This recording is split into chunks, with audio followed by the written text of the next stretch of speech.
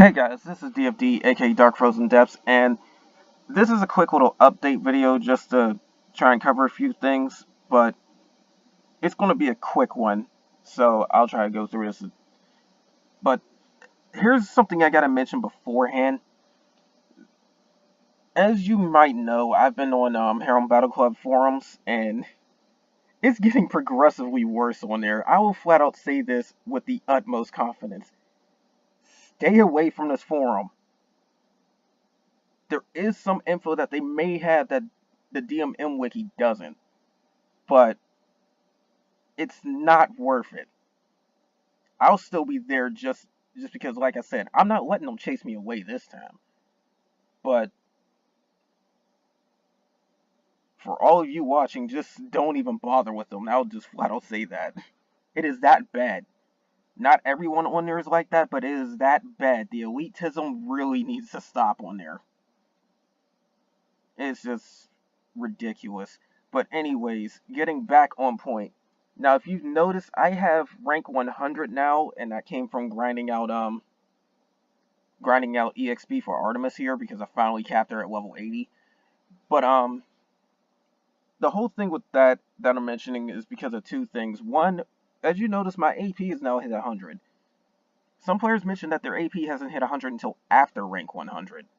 So I don't know if that's been changed or if it's random or something, but you gotta pay attention to that one too while you're playing this.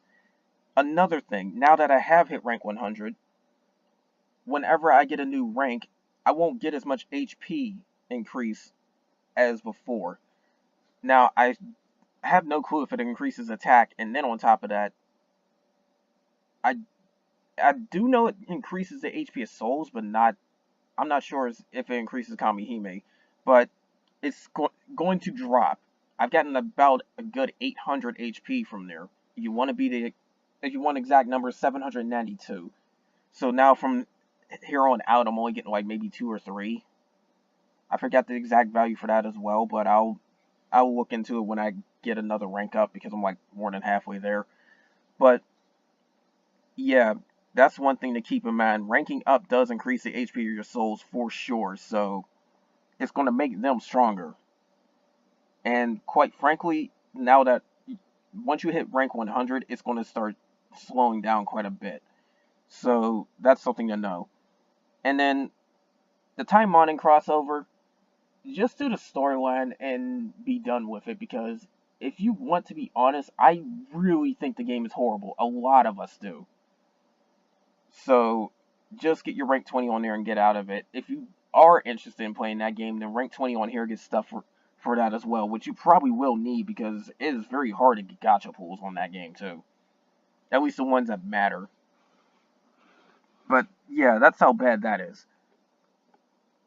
Now, getting even more on point, new event. There's some new stuff that's come out too, but I'll get to that later. But I've done an event video. If you haven't seen it, that's the better place to check for more info. But once again, get this Thunder Kamihime.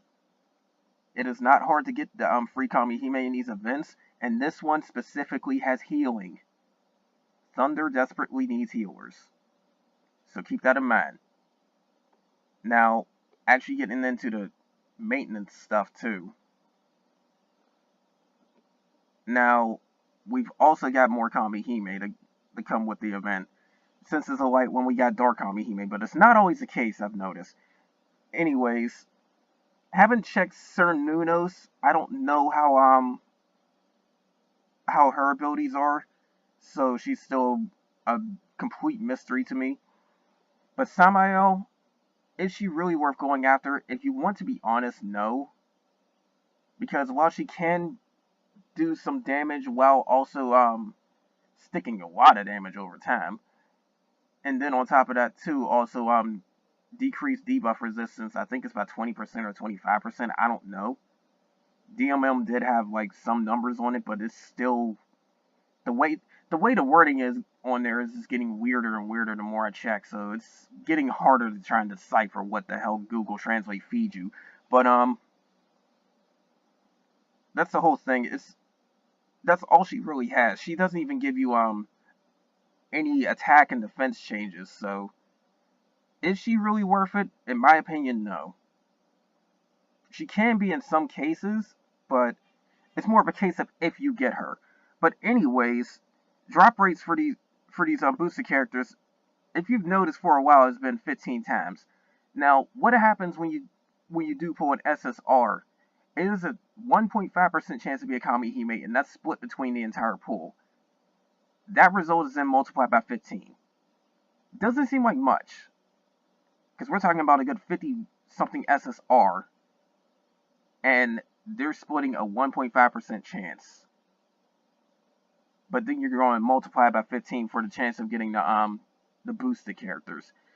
However, you have to keep in mind that it was 6 times for a long time, longer than it should have been, so it's still better than nothing. So that's something to keep in mind. Now going further down the list, there's a login bonus. Nothing too special about that. It's just more magic jewels. You'll get it as you just play. So that's self-explanatory. We have 4 more final break weapons. So you gotta keep that in mind if you happen to pull them enough. That would be Nike's gun and Kuchulain's spear. I know those for a fact. So Victoria gun and Gungnir is both able to final break. I'm very close to getting a final break gun there. Now, I don't know who has a self crown and a royal blaster, but I think Ashraya or something has a royal blaster. I'm not sure, but if you do happen to have enough copies of these to get them to level 125, then look forward to their final breaks. Now, something else has been added into the game. Accessory quest rank 5. Now, and this caused a conflict on Herald Battle Club too off of that mess. Primarily directed towards if my grid's strong enough, but anybody watch my videos know that my grid can actually handle quite a bit of content. But getting on point, somebody on Herald Battle Club actually mentioned that accessory quest rank 5 would pretty much wipe the floor with most people. As it turns out, from a lot of different responses from players that actually have tried it already, that's not the case. It's a little bit easier than you think. But the thing is, you do have to be very careful with the boss, because if the boss gets the Raging Burst off, they're going to instantly kill your front line. Because you end up seeing everybody take like 80,000 damage or something like that. So, the whole deal with Accessory Quest rank 5 is to pretty much just try to burst down the boss in one go. But other than that, it's not too difficult. But the big thing that really introduced some more stuff into the game is now we have ancient accessories. 2 things that these come with. First off, they do have some abilities that only they can get, which would end up being like triple rate up or healing up, which is pretty much Ascension. And those are actually some very good abilities, so look forward to hopefully getting a few of them.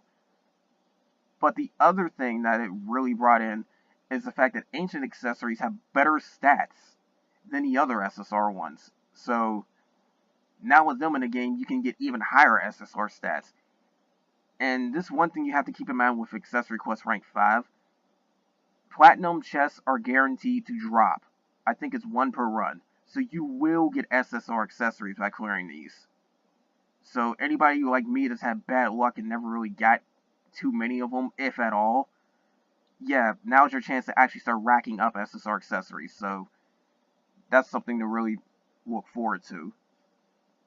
But as far as I know, the chance of getting an ancient one is kind of low. I think it's like a 1% chance for that platinum to give you an ancient one over a normal SSR. And then on top of that too, which is something else you need to keep in mind, we now have them in the shop, which is for 3,500 accessory points. Aim for those now instead of the others, because even though they're rings, it's still ancient stuff, so you get it for free. If you rack up the points, might as well. Sure, you want stuff with 3 effects over 2, but you still can get them for free. Like I said, I've only got my SSR from other sources so far, so that's one thing to keep in mind. But yeah, that's been added. One last thing I gotta point out too, is the fact that there's now half AP for the daily quest. I don't know if it affects the raids, because I haven't looked into that one just yet. But the daily quest where you're getting, like, say, experience, I do believe, and the the materials and all that, those are cut in half. So something else to really look forward to. I don't know how long it's going to last, but take advantage of it. Especially in my case, I've been grinding so much I've burnt out most of my half elixirs. I think I'm below 30 now. So yeah, that's the whole thing with that. But anyways, other than that, there's been a minor bug that's been fixed, and I'm not really sure what it is because they're not too specific about it. So anyways, that's all for this, guys. More of this is going to come soon because I'm going to do a video of the accessory quest rank 5. And I'm going to blind run it too. So I do know about the boss, but I don't know about the others. So yeah. But anyways, that's all for this video. More of this is going to come soon because of course I'm going to do the event, and then I'm going to do accessory quest rank 5 like I mentioned. Probably even put up a Yggdrasil video too because I'm going to try and do guild order a little bit more. But anyways, that's all for this video, guys. Take care.